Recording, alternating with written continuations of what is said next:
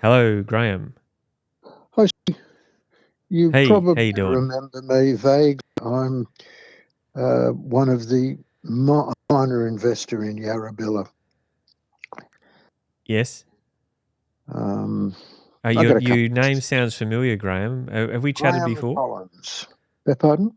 Oh, yeah, Have I've we chatted chatted once before? or twice before, Yeah, I thought 18 so. months, 2 years ago, I'd say the last Yep. time, because I've had a bit of fun and games since and not done much thing, but I've still got something in Yarrabilla.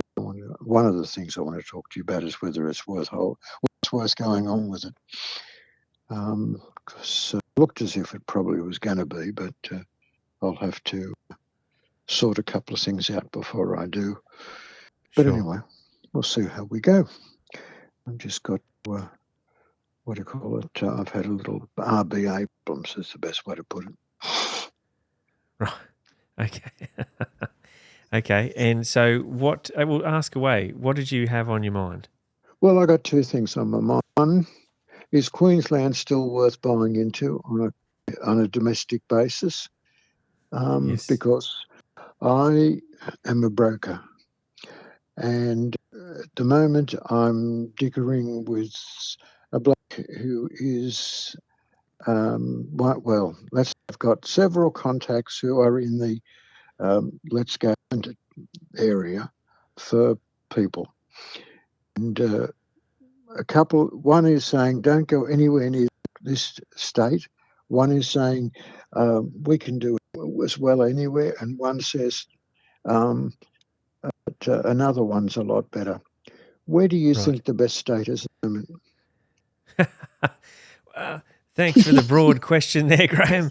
That's No, fantastic. But what it comes down to, that's one to pick up, but won't hurt to pick up because I've got a friend who was a Queenslander, mhm. and because of business purposes and his family, he still runs a business in Queensland, um, which is situated in which is a base, which is a pharmaceutical business. Okay. But because of family reasons, he sold up Brisbane and went to Victoria, and he's living in Melbourne. Don't ask me Right. exactly where. I can't be bothered worrying about it. But he doesn't want to go back to Brisbane in any way or form because he says it's too dear. And he doesn't want to go to Victoria because he hates the way the government down there has messed things up. Right. Their costs have gone up ridiculously, Yes, even they have. affecting commercial situations. Apparently, um, the cost of running a business down there in certain aspects of it are horrific because of the mistakes the government's made down there. Um, They have so to get their money back somehow, don't they? I'll put it this way: they've apparently blown about three items that are puts into investing down there, and also commercial, ridiculously. For argument's sake, um, he's got a business in Queensland that requires him to have um, workers' compensation cover, but Mhm. workers' compensation um, cover apparently has got to be taken out in the state you've moved your quarters to, and that's now Melbourne. And the cost of that sort of thing is absolutely atrocious, Right. even though a good bit of his operations are down there. And Yeah. he is not happy, and he's completely and utterly pissed off with let's say turned off. I shouldn't use that word. It's not the best word to use for as far as I'm concerned as a Christian. But but if he's not in Queensland and he's in Victoria, then is he looking for another state to go to if he doesn't want to go back to Queensland? No, at the moment he's going to stay down there because his son has problems with respect to his family, and they are acting as a what do you call it? They're my friend and his wife are acting as backups to his son's family. And his comment was that Queensland was overpriced. Is that Yep. why he was not interested? Well, he thinks Queensland is over. He doesn't want to buy into Victoria. He takes the view that Queensland's overpriced, and wants to go into small development elsewhere. But what does concern me for investment purposes, because I've got clients I've got about 3 clients at the moment that I'm going to have to direct the right way. Yes. And I've got people saying one or other saying this and one or other saying that. So I'm looking at the moment at where is the best place to take somebody with a small investment, commercially, and what do you call it? I think Yarrabilla is worth having based on what I can work out, because of what is Well, happening, how it's yeah. going. So that's a really good point you make there. So let's look at a top level down view of this sort of stuff. So I would look at a partial response to your question: is Queensland still worth buying in? As follows. Firstly, and you've totally alluded to this already. There's no one simple answer to each person, right? So depending on the personal circumstances that someone's dealing with, and depending on how much money they got, the time frames, their sort of individual goals, will obviously heavily influence the area they're going to buy in, the type of property that they want to buy, all that sort of stuff. So you're familiar with that. From a high level perspective, we know that each individual situation is different, but let's look at the high level. So is Queensland still worth buying? One of the things that we look at when we talk to people about where they're going to buy and what they're going to buy is I'm a big fan of free money. And everyone kind of goes, oh, that's a bit weird. Everyone loves free money. I'm like, yeah, that's good. So you should, right? If someone's going to give you money for free, then take it. Well, And there's free money at the moment with 2 or 3 of the banks. yeah, well, there's that. But I'm talking about free money in a different sense, which is through government spending on infrastructure. Oh, So okay. there's a report that I'll lead you to, and if you've got a pen and paper, you can take. Otherwise, we'll send you the link after. Hang on. It's something. You go a pen. Yep. You send me whatever links you can. Yeah. So the report is the London land price gains infrastructure, something like that. We Google something like that. I'll get the link to you. But it's essentially it was done in 2017, and it was a study in the UK about land price increases based on government infrastructure spend. And the reason that I reference this report, a few times a year when I talk to people about this topic, is because there was a lot of people put a lot of effort into this report, and they studied past infrastructure projects. They carried forward current projects they were working on, plus future projects, and they formed the planning of that. Now, the government's motive for engaging this report was, of course, not charitable, Graeme. It was because they had worked out that when they spend money in infrastructure, land prices increase. So how do we get a cut of that to sort of offset our infrastructure spend? But nonetheless, which I don't think they've kind of figured out exactly how to do that yet, thankfully, I use the data for when we're looking to plan what we want to spend in what areas and what sort of government spending happens. Now, as an overall, yes, it was a capital city, so you can take these numbers and they'll vary a little bit depending if it's a regional city or whatever. But these guys found that they had a 242% increase in land prices up to a certain range around any infrastructure spend.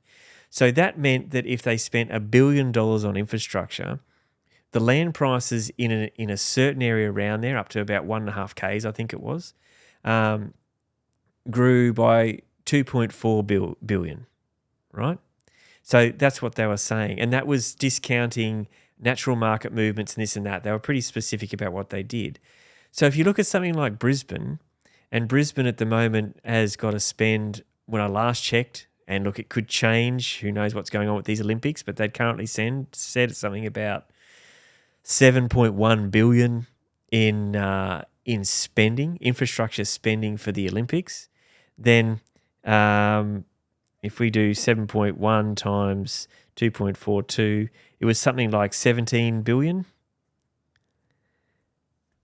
That should equal that. 17 billion in an uplift in land values because of the infrastructure spending that's happening because of the Olympics. Okay, so if you follow, so what we're seeing is this is out of line with a normal market movement that markets go up, markets go down.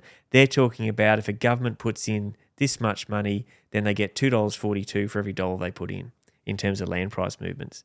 So my question to you is, well, let's go and check out where they're doing some infrastructure, and then let's look at perhaps purchasing our next investment property in an area that's going to benefit from that infrastructure that the government's spending, hence the free money. The government is spending money in an area, whether it's a stadium, whether it's an armed services base expansion, whatever it might be, and then we go, right, we're going to capitalise on that, and we're going to purchase a property in that area that's going to benefit from that spend, and we know we're almost going to have a forced value uplift because we're benefiting from the government spend at $2.42 for every dollar. So that's one of the things that I'd consider when you start looking at different areas to invest. And it becomes very powerful when you start multiplying that against a $500,000, $600,000, $800,000 purchase. Right. Okay. Okay. Now, you see, for argument's sake, at one stage, I looked at some land developments up in northern Queensland, and one or two of the towns up there, they started to take off like nothing on earth. Mm-hmm. I don't know what the cause was, but I just know that I did some digging for interest at the time, not action. But I guess you've got to look and see what's what. Yeah, so just on your comment there, and you make a really good point. So it's very easy to see these towns and places sort of after the fact, or you might have, just stumbled across it or whatever. But as you just said, if you didn't know the cause, there's nothing underpinning your decision to invest. It's almost like, I feel like the roulette wheel's going to spin on black today, so I'm going to go and bet on black. I know what you mean. Yeah, whereas if you have an idea, if you've actually gone there because you go, well, look, the government's just announced this, Air Force Base expansion in this town and blah, blah. So there's a reason for you to look at those areas, and that's what's going to give you the reason to invest then. Mm-hmm, mm-hmm, mm-hmm. In other words, there is some value. You've got to be careful where you go and look at reasons why you go there. Absolutely, totally correct. Mm-hmm, mm-hmm, mm-hmm. So you've got to see, I take it the areas around Brisbane where these, what do you call it, infrastructure, what money is being spent for the Olympics would be ones you'd look at.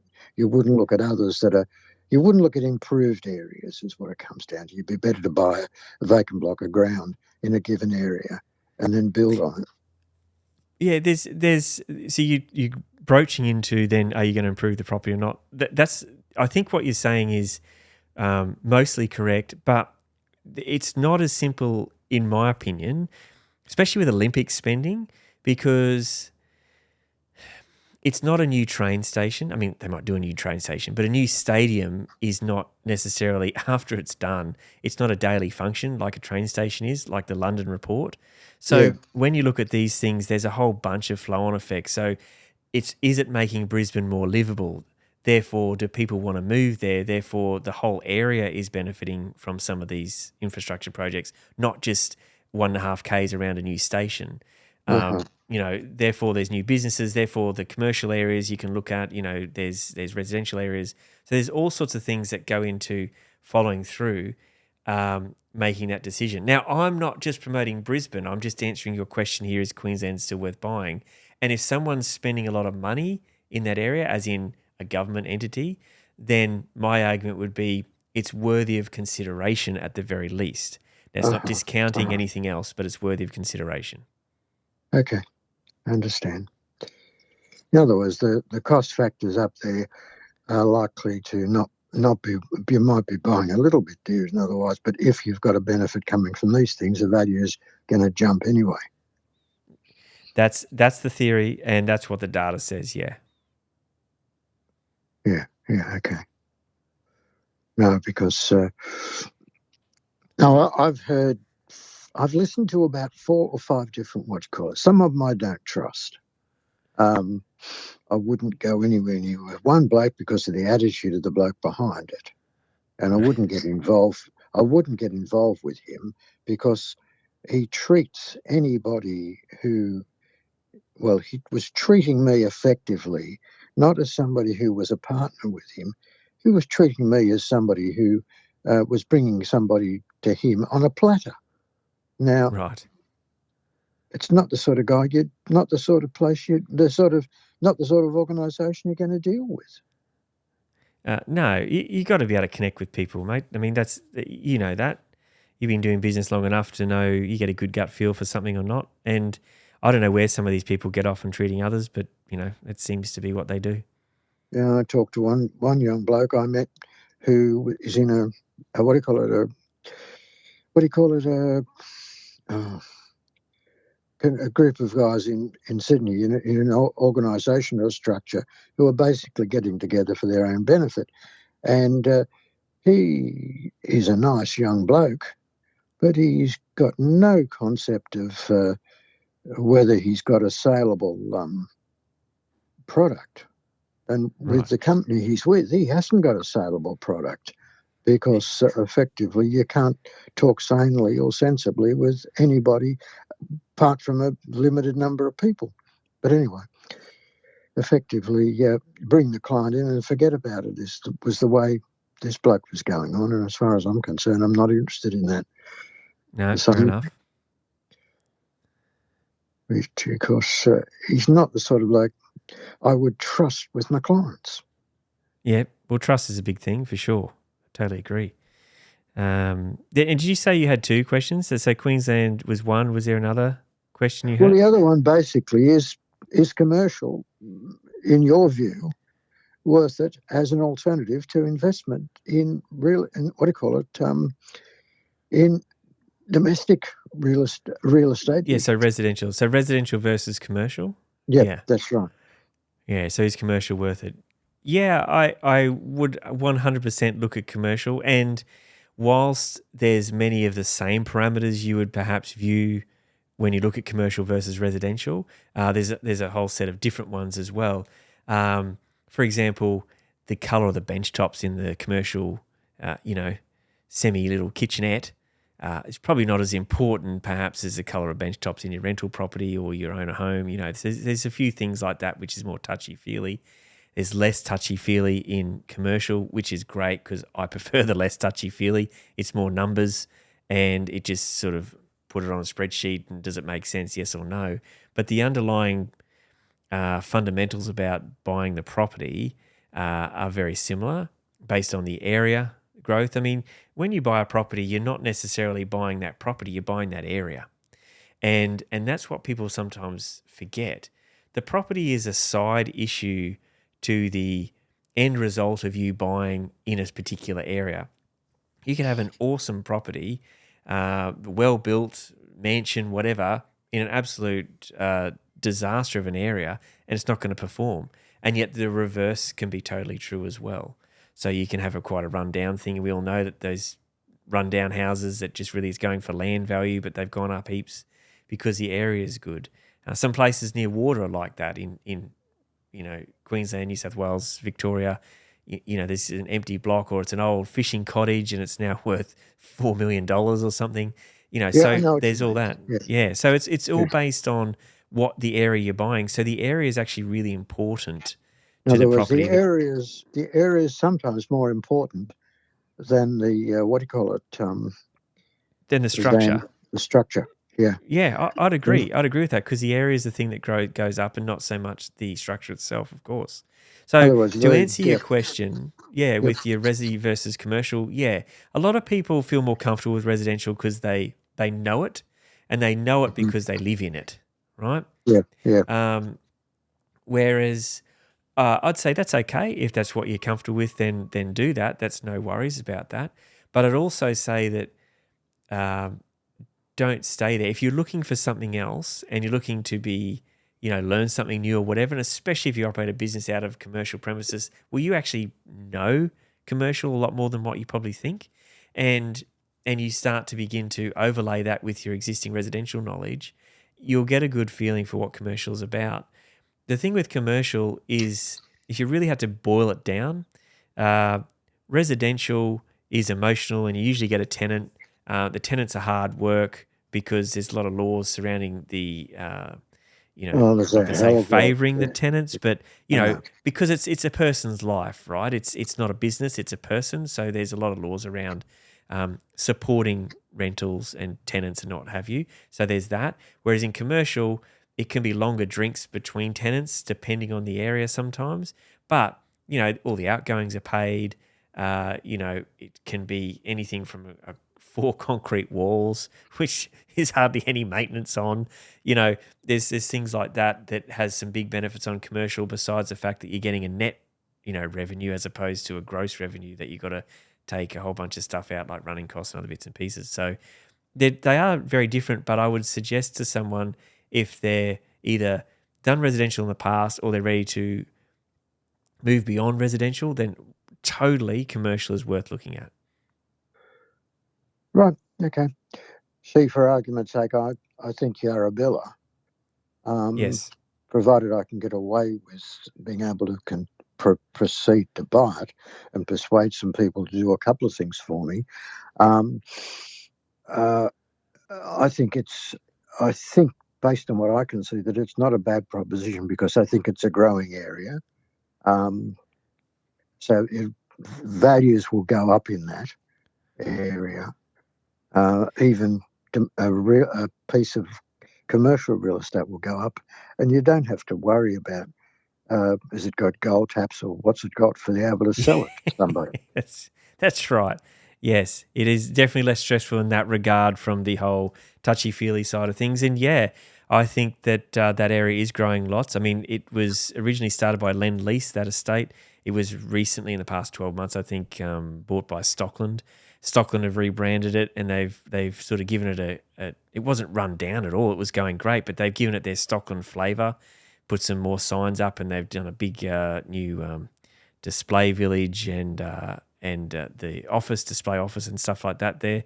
And they're doing their thing, and they're bringing and they're sort of pushing it forward more. So the quality of the state hasn't changed, but they seem to be rolling it out faster, which is a benefit, because that commercial area is now becoming more of the centre of the estate rather than the new edge as it was a couple of years ago. But because they've built up to it, now building beyond it, it's becoming the centre of that estate. So it has changed dynamically over the past couple of years for sure. Right, that gives me an idea where I'm going, where I possibly might be going as far as that's concerned, and you give me some ideas on the other as regards how I go, because I've got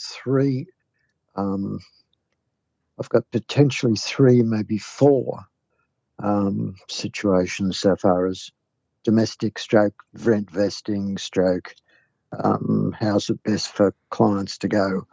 I've got two of them who are interested in in buying something to rent. I've got another young couple who are interested, and I've got another bloke who's somewhere in the middle. So it's a nice situation in that sense, and add to which I'm rebuilding from having, because of family problems, stopped working to some extent. I'm picking up the work again and doing bits and pieces and learning what to do and what not to do again. Yeah, that sounds, I mean, it sounds like you're making all the right moves, at least, Graeme, and, I applaud you for picking the baton up and striking hard again, that's for sure. And look, what I'll do is I'm going to hand you back to the team now, but we'll also send you that link on that land price thing as we discussed. Okay, it is 66 pages, I think, from memory, but and it is 8 years old, but it's worthy of a read, and you'll get the gist of what I was talking about. Well, not long ago, I read a 150-page farmer assessment of a particular product, and that was very boring, very dry, but very interesting in other ways. So I know what you're talking about, and I read that sort of stuff on a regular basis, so it doesn't worry me one way or the other. Well, that's good. We'll enjoy this then, Graham. And look, thanks for calling, and I really appreciate That's our all right. chat. God bless. Take care. Look after Thanks, yourselves. Graham. Bye bye. Okay. Bye.